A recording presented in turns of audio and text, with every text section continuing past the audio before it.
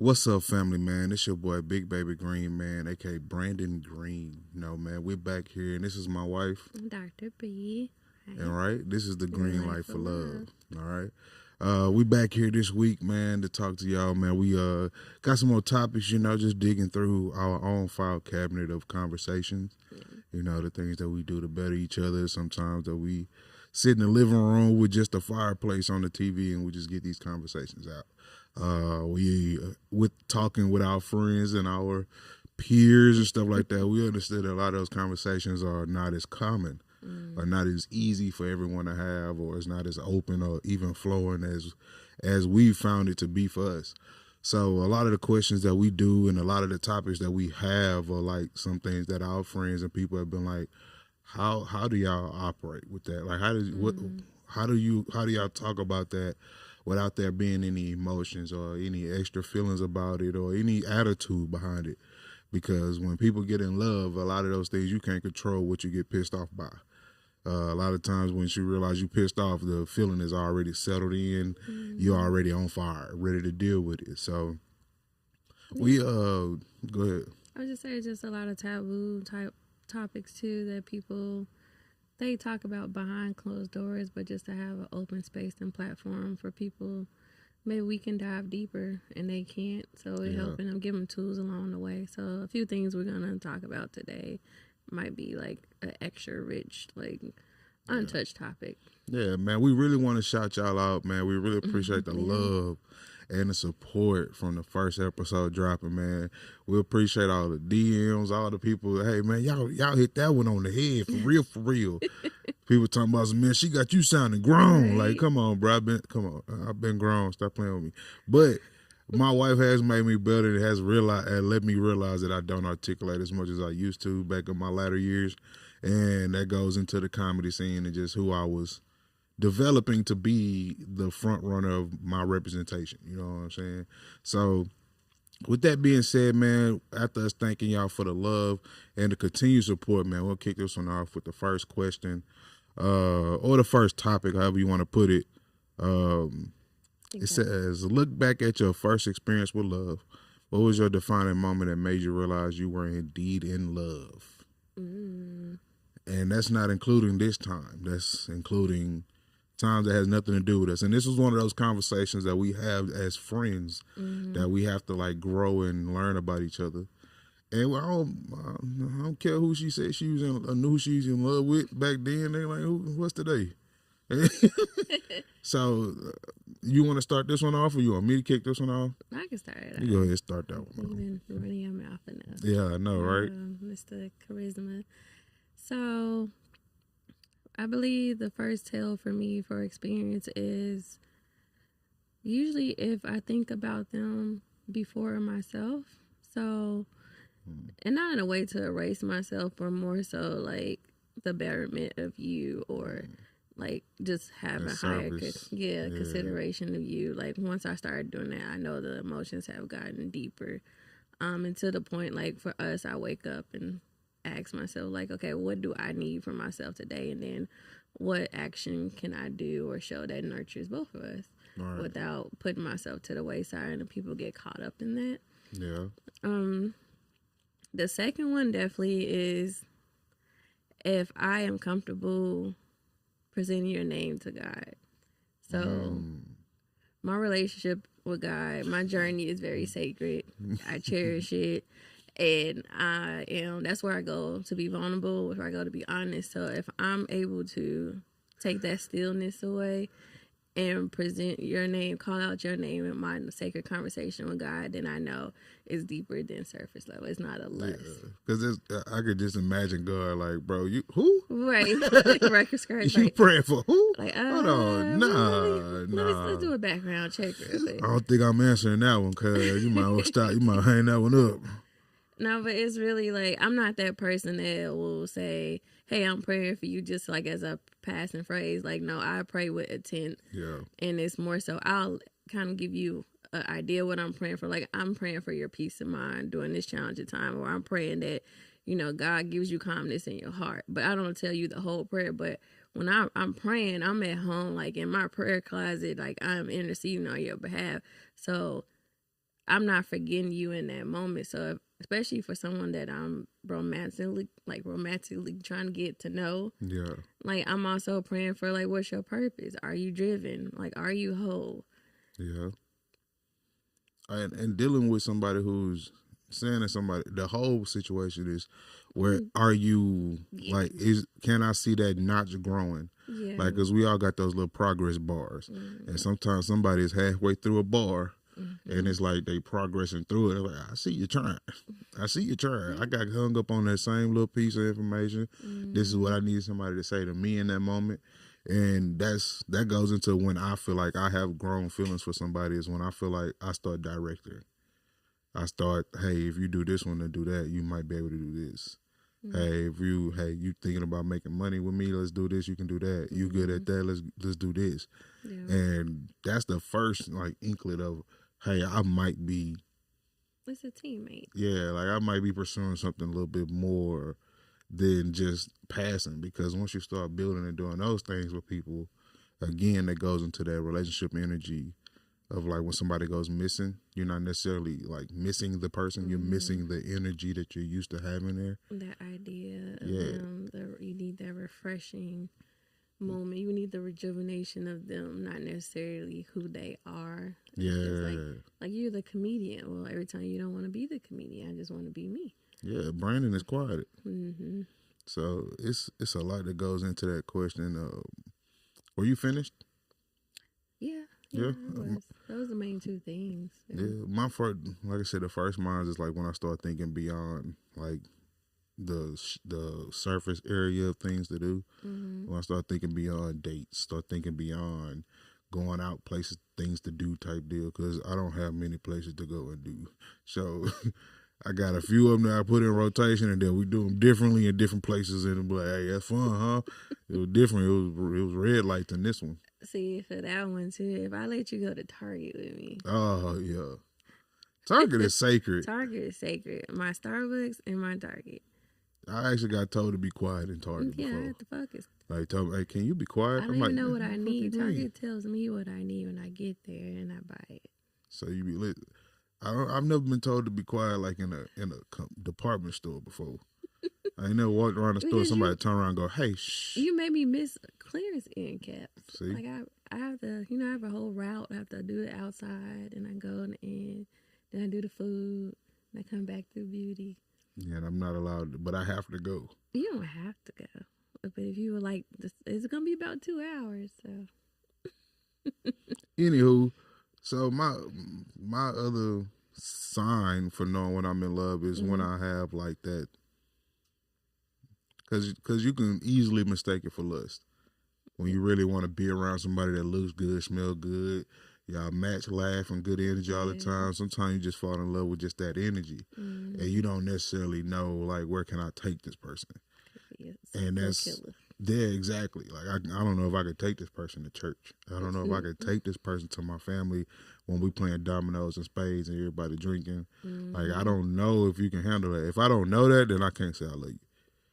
I could definitely, if I found you out and I figured you out for which environments you're good in and where I could take, if I'm asking you to go with me, you in there. That's it. Because I don't like going nowhere with a bunch of people. I don't like going nowhere with nobody if I don't have to.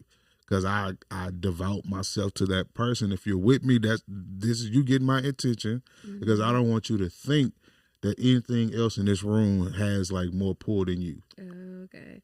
So not so much of, I want to introduce you to my space, but if I'm comfortable with you just being with me and saying, like, I don't have to announce to the room, like, oh, this is my girl or my wife, but, like, you see who I'm with, that's who I'm with. And that's the case. That's all. Like, if you witnessed it. When you walk in somewhere with me, somebody like, oh, that's Big Baby's girlfriend. That's Big Baby's wife. That's because I don't go. It ain't no thing for me to. Yeah. People see me like, what? You ain't never with nobody, because they always at home.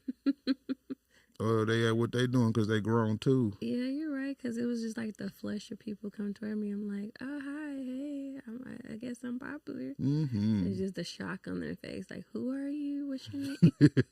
It's like you with Big Baby? Right. like confirmed. The loud cussing nigga in the corner. Like you claim him in public. I really was asked that. That was funny. Cause Big Baby is like very obnoxious at times. Big Baby don't give a fuck. Brandon, on the other hand, is very considerate, very, peaceful, very quiet, very problem solving, very charismatic too. Mm-hmm. But Big Baby just don't have. I don't care. Everywhere I walk, Big Baby is Big Baby's world. So I don't care if I'm coming to your house. Now you in Big Baby's world when I walk in your house. So that was an energy I was just putting out for everybody, anybody, no matter where I went. So when I walk in with my woman, it's the elbow even further out. Get back, nigga. Fuck, I don't want to talk to you niggas right now. Y'all finna see me tomorrow night when I come back outside by myself.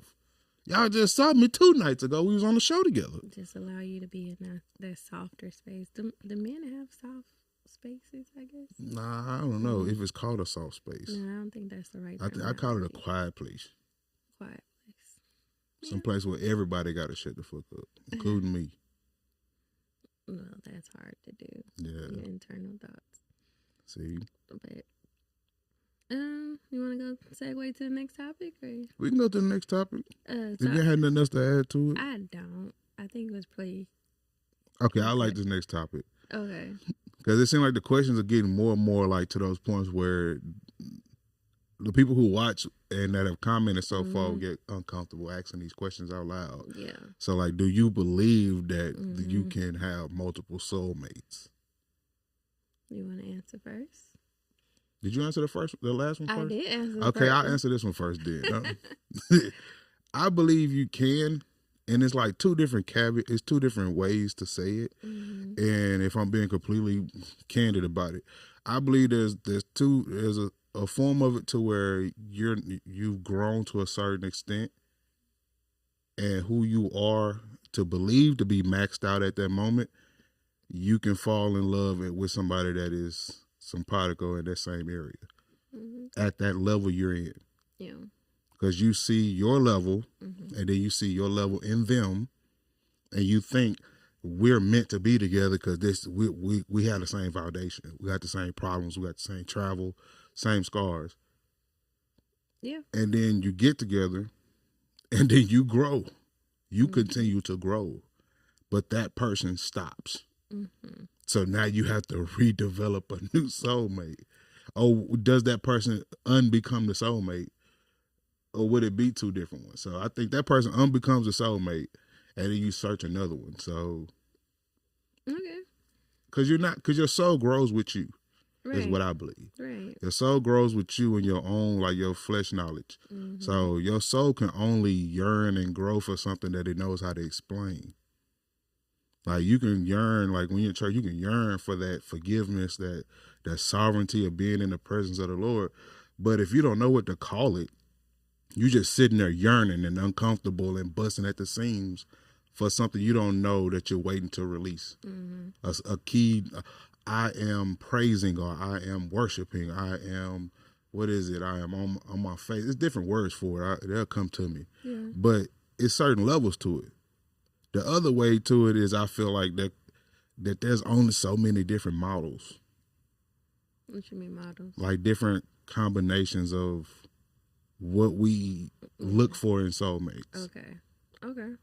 So kind of like a blueprint of a soulmate, because people view soulmates different too. Yeah, I feel like it's like the soulmate, not the soulmate, the love language thing.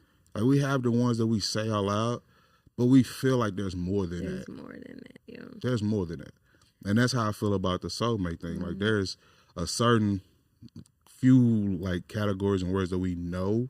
Yeah. But there's different capacities of it that we don't know how to frame just yet. And once that's introduced to you, your eyes open to oh my God, is that now my soulmate? Is that now? I don't know. It could be just my perception or how I'm viewing the soul, or I might just be very immature in my soul searching. But from those 2 perspectives, I feel like you can. Yeah, and my answer is essentially the same. Yeah. I believe soulmates are tied to the season of your life. So I think you go through every season. So as you stated, like you evolve and so does your soul. So like I wasn't the same person that I was 15 years ago. So my soulmate at that time, that doesn't mean the relationship failed or they're not my soulmate. So that's the only part I disagree with. They don't not become my soulmate. They were my soulmate for that version of me.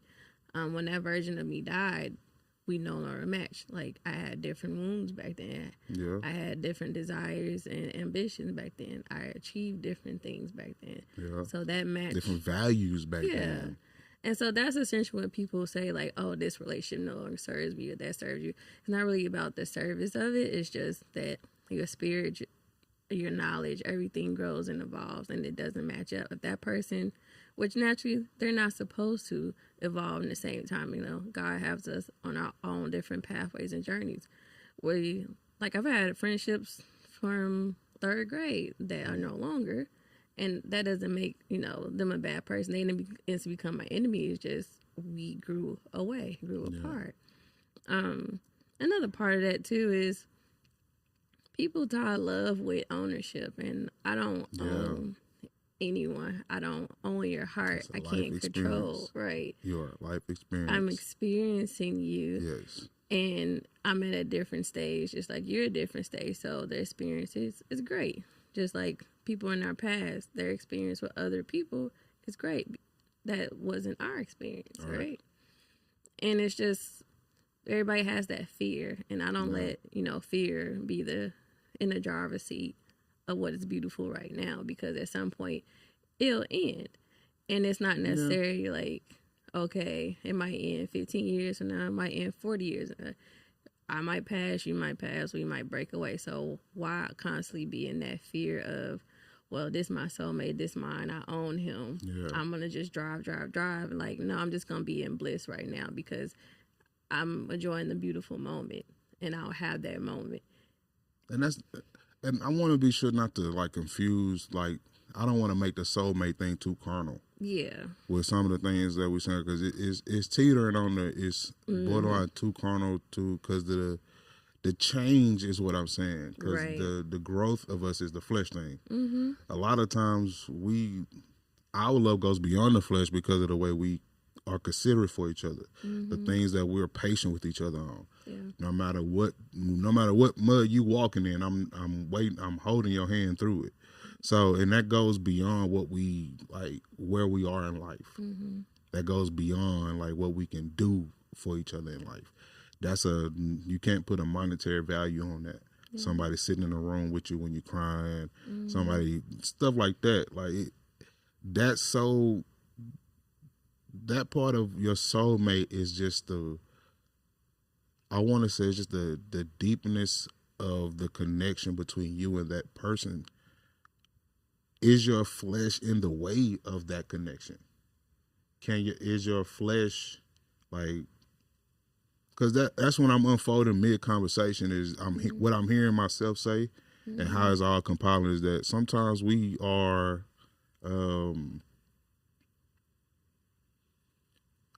like we see it with the deadbeat baby daddy type shit. Like the woman would go to the end of the fucking world for him. Mm-hmm. Money in jail, doing all this shit, and this nigga ain't did it's not a lick of that energy being portrayed back. Yeah. And it's down to that fundamental, like, I'm willing to, with nothing coming back, keep sacrificing. I'm willing to dig deeper in my bag for you regardless. And that kind of contradicts the growing into somebody else, and then it also plays into last episode about how hard it is to leave. Mm-hmm. But that's kind of where I was kind of segueing, like the fear of the end, because for them they believe like this is my soulmate. Yeah. It's this like life has spoken. Yeah, this God is has spoken. So this is my person. They confuse soulmate with this is my lifetime person. Yeah. I'm like, I can say that to my face, but if that's not what God called you to be for me, then I can't control that. So what I'm saying is I'm enjoying the beauty of the moment of being your wife until that's no longer. It might literally be to death do his part, but I'm not going to focus so much on, okay, well, tomorrow he can wake up and not love me anymore, or tomorrow I can fall in love with somebody else.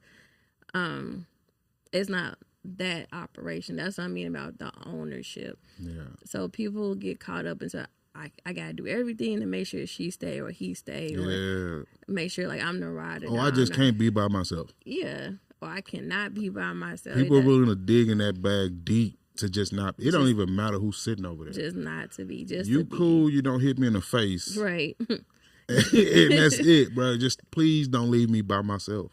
That's it. And that's another thing that'll hold people hostage. Mm-hmm. And it'll keep you from finding your soulmate. Yeah. Because you're so gung-ho and so concrete and so stubborn about growth and what, like, how the flesh and the soul intertwine each other in these relationships and with the person you say you love. So the battles that you fight on the inside are the same battles that they fighting. You got to understand, are they fighting with the same energy you're fighting with? When you're not, because I'm not in the room when you fighting those battles to show how much you love me. Yeah. When you thinking about, hey, I'm going to just make me a cup of coffee instead of him. Or when you do make the cup of coffee, it's like, I'm not there. So that consideration, I feel like is what is where you choose your soulmate. Mm-hmm. Well, that's just love, period. Because love is a daily choice to be present. Yeah. I don't love you because of, I love you despite of. Despite of, right. Yeah. Right. And you grow, like, just like, let me throw it all the way back, arranged marriage. A lot of arranged marriage back in those eras, they grew to love each other. Yeah, because, shout out to Bridgerton. Yeah, Bridgerton back. But they grew. Not an arranged marriage. I'm tripping. Go ahead. But it's not, that's that era. But you know, they grew to love each other because they learned the quirks and, oh, you can deal with this one. You know how to react to this, and they just kept tap dancing around each other until it developed some more. You get used to people too. Yeah. And that could be good and bad. You just get used to their chaos. No, this person, if I go outside of this, then this person's going to challenge me to do better. Or I'm too lazy. Or I'm not ready to do better. Or I don't have capacity to do better. So let me just do okay. Yeah. Another question, another topic, slide on with a bulletin point on that soulmate is like, what was I going to say? How long does the process take? Like, how long of a window do you give it? Because no, not you. I'm just saying these are just hypothetical questions. Because we ain't give it that long for shit. No. But a lot of people, especially in this age, everybody has options. You have somebody that you got number 1, number 2, 1A, 2B, whatever. It might not be good options, but everybody has options with the apps and everything that goes on. Yeah. So you don't even know if you have an option because you ain't on the app. You download the app, put a picture up, now you got options. You didn't even know you had. So back when I was younger, the generation before us, and what they taught us is the ramifications of living in that bubble. Because back then they lived in bubbles. You had no further information than maybe 8 blocks. You married the people you went to school, work with, you church with. You married somebody out of the community across the street. It was families where like if they had 5 siblings, they married the other 5 siblings. And it was stuff like that going on, and they stuck it out because they was like, I'm not going back out there. Because I don't even know where to look. You're literally going out there. Like, you got to go past the block. I guess. You got to go live. Yeah. And you done started with this person, and back then, shit, you can live off one income. And if it was a nigga working at that factory, that plant, for about 27 years, he got that pension coming. Right, you got to stay the job. Yeah, and he came home drunk, hit you in your eye, so you thugging it out for that. I can't wait till the nigga retire. So it's... Back then, the grasp on another human was clamps and ownership. Yeah, these days, we have a different sense of like what I want to say, like individuality, or that's not the word, but just a sense of independence when it comes to like looking for companionship. Yeah, it's more visibility. It's just like, oh, you pissed me off, let me download Bumble and swipe. Oh, I got a date tonight. Like, and that's it. And that goes into finding your soulmate. How patient are you before you realize or you go back fishing? Like, it's okay to wait like 8 months and be like, okay, I don't like this person. Well, kind of a part of that question too is that people don't know how to date. Yeah. So people know how to fuck though. They don't know how to date. Yeah, they They get one person, oh, y'all hung out 3 times, we good, no, we locked in, y'all got titles. Like, no, you can date people without having to sleep with everybody. Right. You ain't gotta swap bullets every time. Like, you can go on a date, have a conversation. I was the queen of meet and greets. Like, I know in 10 minutes. Like, what? You don't have to buy me coffee. You ain't gotta sit down. You have a great day. Like, it's okay, bro. Your shoes is not even white no more. It's just the energy, the conversations, the walk. Like, because people aren't able to always approach people like, okay, you at the club where y'all screaming at each other. You don't really know what they sound like. You don't know they dumb until the lights come on and like, oh, I was talking to you. Okay. Yeah, it's like, oh, shit. Because like right now, I've seen a lot of tricks and illusions with makeup. Yeah. And a lot of that stuff, like they can do different shade and different lighting and stuff like that, make the nose look bigger and little, smaller, whatever. It's just, you can get to know somebody. Like it takes so much more to get to know somebody these days. Because I'm gonna stop saying back then because I'm only 36, but everybody looked like what they was. Like you look like you was a sophisticated human being. If you was a sophisticated human being back in the 90s. I mean, yes, back in they still had extensions and they had extensions, but it looked like a person that would wear extensions. Okay, is what I'm saying. Like if somebody was wearing leather boots and all that, and like it wasn't he wearing like thigh high basketball shorts this day, and then tomorrow he's sagging. Like it wasn't that. It was like Buddy had a uniform every day of the week. Like if he bought that life. He had that. I'm about that life uniform every day of the week. Like if she was a secretary, I'm a secretary that every day of the week. Yeah. Even on off days, she had that daintiness, that flow of I'm a secretary. My life work is soft. Well, like to that point too, a lot of people do have representatives. Yes. So and it's just a matter of what time frame does that representative disappear. Yes, I don't have one no more. Yeah, I do, but I don't acknowledge him. You're welcome. Yeah, I don't acknowledge him because he doesn't last long these days. It's a lot of undoing going, and with my own way of thinking, I'm like, bro, I've told somebody, bro, I've gotten to know you, and I just don't like you. I don't like the person I've gotten to meet. A lot of the things I'm having to fight through to smile in your face, I don't want to do that no more. It's okay. So I'm going to just go back where I was. And you go back where you was and just act like this never happened. You know what I'm saying? We cool though. No hard feelings. I ain't going to tell nobody it stink. But. Oh my goodness. That's terrible. Nah, just joke. I'm joking, but still, all that goes into it. Whoever you are, he meant that. I did. Sir. No. Did we answer the question? I answered the question twice. I answered, I believe. Yeah, you answered. I believe you answered. Two soulmates is a yes for both of us. But you had a secondary question, and we answered that too, right? Yeah, we did. Okay. Well, we can segue to the next topic because I think it's a very rich, underrepresented question, and that's like the dynamic of blended families with a child on the spectrum.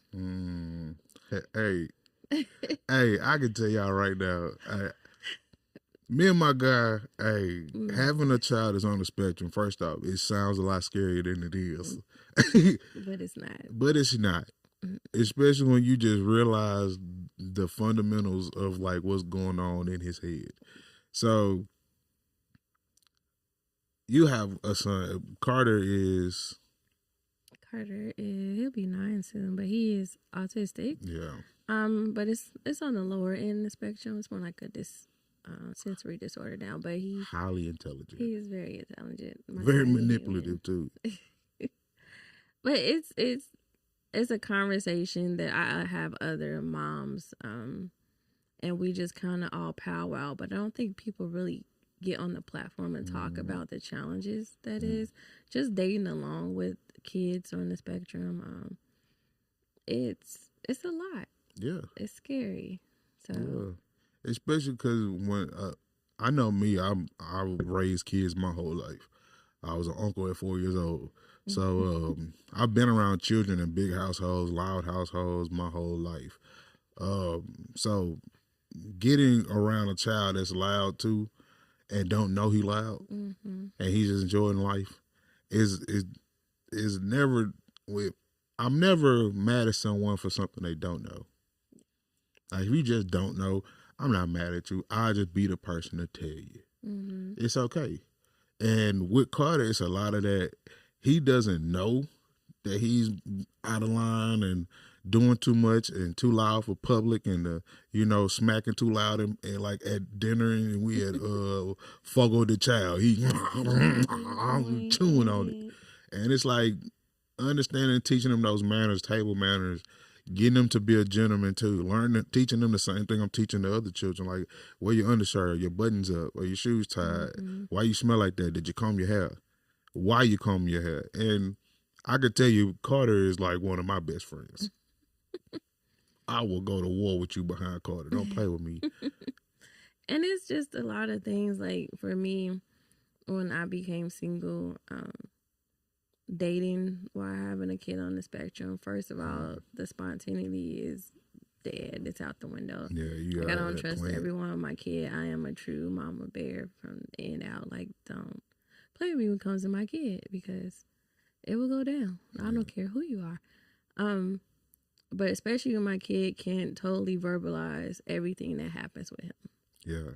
So I'm not just gonna drop him anywhere with anybody. Yeah, and just the energy aura of anybody because he picks up on it. He picks up on it, and he will look at you like. Yeah, if he don't mess with you, because he'll approach strangers on the street and give them hugs. So if he don't mess with you, it's a tell. But also with that is just the pressure and teaching people the language of my tiny human. You know, the language of autism. And he doesn't have tact, so he might say something that's really hurtful for you, but he's just really trying to understand, like, hey, do you know your breath stink? Did you brush your teeth today? Well, mommy tells me to, floss my teeth every day. And it's just like, this little dude is really coming at me. Big bag. He definitely will call you big bag. Like, dang, what you order? But man, me, cause I was finna fire his ass. I had to realize who he was. Yeah. I ain't do nothing to you, cuz you ain't had to just start dancing me, walk in front of the TV. Big bag. I'm thinking it's something on TV he's singing. There's no music on TV. It's straight script. He's singing to me. Mm-hmm. Okay, bro. We about to fight. Strong.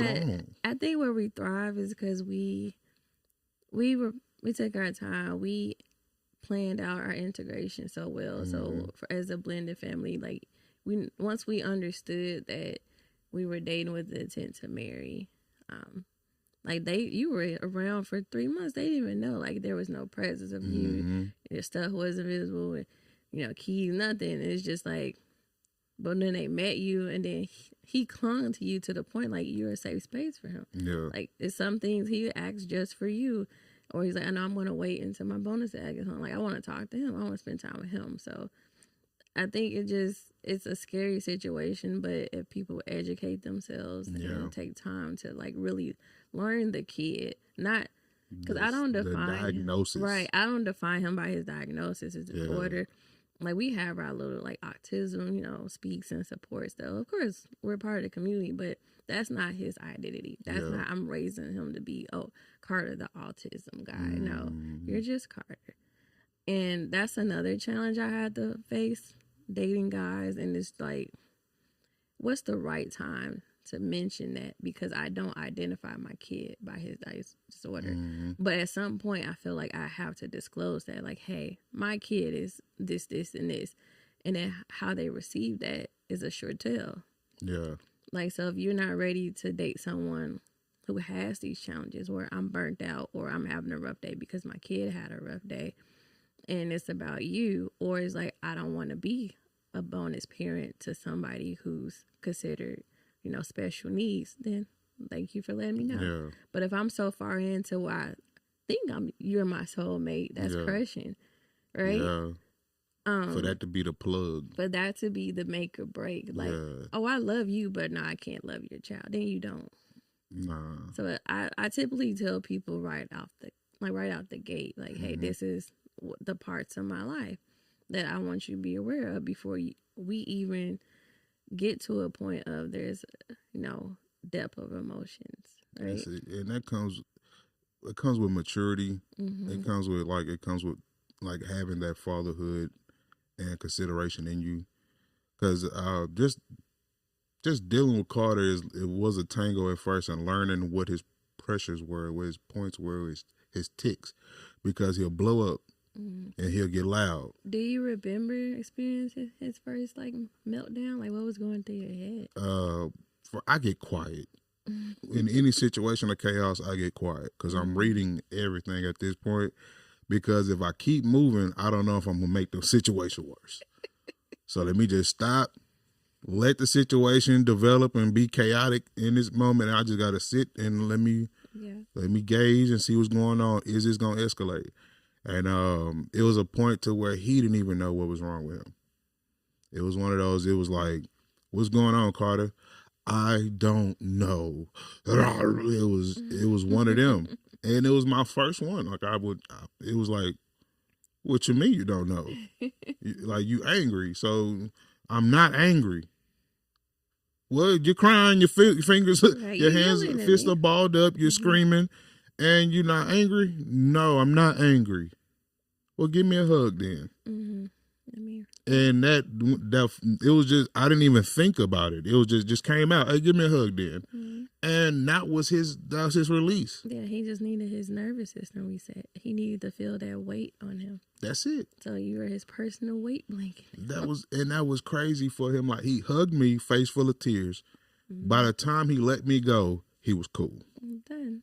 He was just overstimulated. He didn't know how to vocalize it. But he knew you was a safe space to be, let me just melt. Yeah, for right now until I can figure this out. And even in giving advice to teachers these days. Yeah. Hey, did you talk to him? Right. Did you ask him what was wrong? Hey, did you ask him if he needed a hug? Did you give him a high five? And that's another thing that I ran into just dating prior to you. Battling those people who've done their research versus the reality, because any disorder is not one size fits all. So my kid doesn't fit into your category. So if you're coming to me, and I understand it was good intent behind it, but we're trying to date and you're trying to teach me how to raise my child. It's like, okay, well, research says if you feed them this, this, and this, then that's made it. Or Tylenol has caused autism. Okay, I appreciate your input. I appreciate that you're trying to assist me, but it's unwarranted, and it's also pissing me off, and it's making my kid so shallow. It's very shallow. It's so shallow. If I don't know something, I shut up. Yeah, let me. And if she got the clear path on it, I'll wait until she be like, "Can you help me with this?" And that's when I'll give my input. For the most part, she's the expert. It's her child. And if you're walking into that situation, you have to have that consideration to have a little half foot on the gas pedal. Talk thoroughly, talk slowly. Let them know what you are going to do. Don't come in thinking that you can just be a blanket situation of a man in a room. That doesn't bode well for children who don't know those cues. That don't know that what you just said, you were stern about that was for real. You're not playing. No, everything is words and communication. The emotions behind those is what's confused and what's out of alignment. So as they figure out where to plug emotions with the words, you have to be patient and understanding. And what cures all is love. Show them love. If they mad, you mad, I don't care. Both of y'all better be crying and hugging. Because it's that the thing you pissing off that doesn't know where the emotions and the words line up is very strong. It doesn't know its strength. It doesn't know. And it's going to get big. It's going to get stronger. If you don't set in that boundary and that guideline young, that sometimes those episodes can get bad when they don't know their own strength. Yeah, and we just have, well, we have one in the home, but you have experience with others, Yeah. undiagnosed, but Undiagnosed. Yeah. but you know how to do tango and give me the pointers of handling it. But it's just, I have friends who have multiples that are on the spectrum, and it's just like, you have to be careful who you place around your kids. Yeah. And you just have that higher level of, I will go to jail over them. So how are we going to work together as, you know, a couple and also raise this kid, even though, and it's really that thing of like, you say this is your child, I need you to act like your child. So now we have a kid on the spectrum. So that how are we? Compassion Right. of your own child Of is your what this own one child. is. Yeah, like if you know your child is sitting there struggling with something that they can't control, that is not their fault. Yeah. That they didn't ask for, you didn't ask for. It's just something that we have to deal with, and we're gonna work at it until it gets better, because it can get better. It can. They have a routine, Yes. a schedule, a planner in their own head. That this is what was going to happen yesterday. This is what's supposed to happen today. This is what's supposed to happen at 11:45. This was supposed to happen at 12:15. This is what's supposed to happen. So if your actual like physical plan, your body language, your energy doesn't match the plan that they're used to, oh yeah, it's gonna be a problem, sir. But yeah, I think that's definitely a topic that has to be, it needs to be a master class for it. Yeah. It needs to talked about more Definitely. on a broad stretch, so we can pick and pull from each other. Because like you said, there's no one diagnosis fits all. Yeah. Everybody's situation is different. And there might be certain things that we can't deal with just yet. Yeah. But there might be somebody with a 17-year-old. Right. And they learned how to deal with this from between 13 and 15. And there's different steps in this, because we all in this together. Yeah. I mean, ain't nobody out here with the book and they like, oh no, I don't want to talk to you because you don't know what you're doing. What? Don't sound right. We all need the help. We all need the experience. We all need it, because it's not going anywhere. This is going to be a part of our life, a part of my life. And everybody who has a child like that, or in a child's life like that, it's not going nowhere. And it's not something you can sweep under the rug or keep pushing down the line and thinking it's just going to grow out of it like it's asthma. It's going to be a situation with someone that is an adult who can't control things. And that's what a lot of the epidemic on police shooting was. Oh, yeah. It was a lot of those school shootings, a lot of those moments where you see there's no value for human life in the situation, the way it was taken. It's because there's a lot of people who don't know the actual words and like the words of community, like saying something that you mean to somebody. Because there's so much cliche shit being said these days. There's so much shit where people just say something to be saying something, to where I love you. People just, all right, yeah, cool. Yeah, all right. I'm respond to that. Just a thank you. Yeah, there's no feelings behind it no more. It's just, I love you now. But even like back to what you stated about like the police shooting and stuff, that's another thing. Like, people don't understand that parents with kids on the spectrum, they have so much fear. It's like, I'd rather just be alone, take care of my kids, and live in this bubble because I know I can protect them. They get so engulfed into protecting them. Because if you think about it, like, I'm raising black sons, so I have to have the talk about driving while black. I have to have the talk about you're different. You might get overwhelmed, so you have to make sure you don't move too fast, or you have to explain to them that you are on the spectrum. Because your skin color is aggressive. Yeah, you have to have all these different talks. Because you have an aggressive skin color. Yeah. And that's crazy. You have aggressive skin. And then now you're making all these body movements and you're loud. So you're going to be a tall, loud black man that's on the spectrum. You know, the fear. Like, I have to pray a hedge of protection over him daily. It's double fear now. It's double fear. Because as a regular black man in size, there's already a fear of it. Right. Especially when someone has a badge and they're a bitch. And it's like, you can be a man with the badge, bro, because it's a certain way that men carry themselves. I'm not here for a problem. I'm here to solve one, my boy. Yeah. And if I'm going to come into it with that energy. but not everybody has that type. Some of them come into the situation like, I have to put my foot down because they're not respecting me. And you haven't even got out your car yet. You haven't even spoke to nobody on scene. So having that visual of a gigantic, because Carter's gonna be about 6'5". I'm forecasting 6'6", and he's at a point where he doesn't know how loud he is, and the older he get, he's gonna get stronger.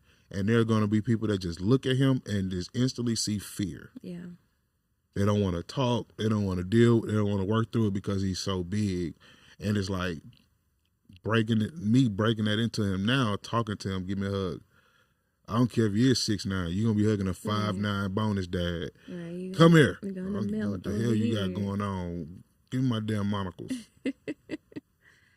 But no, we definitely have to dig into that deeper. Probably need to do like a master's class, because I just really think it's not spoken about enough. Like, everybody does have their challenges, their relationships, but there's all these outside factors that, we didn't ask for, but we are equipped for it. God saw fit. And that's the part where it's a blessing. Because you like, I didn't even see this in the package. Oh no! At first, I didn't even know that you had those mittens in your bag. But thank you for having those mittens. Yeah. Thank you for being able to handle that. And we here for you if you do. Like, down in the comments, if you got any questions, you like to DM me or my wife, you can with any questions. We're more than happy to get back to you or even answer them on the show next week. We got a lot of responses from you guys on the last video. We'll be working that into the next video after this episode, because you guys gave us some good questions, some really good questions, and some stuff that we have to work through on ourselves. If we haven't asked ourselves the question, we're not going to come on here and ask it in front of y'all for the first time. It's just not going to go that way. We're not going to do so that. We want y'all to have the same passion and connection on every video for every topic that we talk about, because it's real. We're real people. And we dealing with real life things. Man, hopefully you're a real person and you living a real life. We all deal with the Instagram, switch over to everything good, no, not showing. We all know real life is real life. We all know we ain't smiling 24/7. We all know we ain't up 24/7. We all know that we go through some deep and dark times to where we wish we could talk to somebody who has also been through those times, right? So we here for you, man. The green light for love. Like I said, DM us. We got next episode. We possibly could have a guest, so you be on the lookout for that one. We especially for all those who reached out to request to be guests, like Pump the Brakes. Yeah. First episode, we got y'all eventually. I didn't know we popping like that, but right, evidently like, we popping like that. We want to talk to y'all. Okay, well, you got our number. You call us off air. We love y'all too, man. Love y'all, though. We love y'all too, man. That has been it for this episode of Green Light for Love. Like as always, man, we love y'all. We love y'all, man. And we hope y'all love us back. Any questions, comments, put them down, man. Subscribe, like, share. You know the mumbo jumbo, man. We ain't gonna do all that, man. Again, be easy. We out.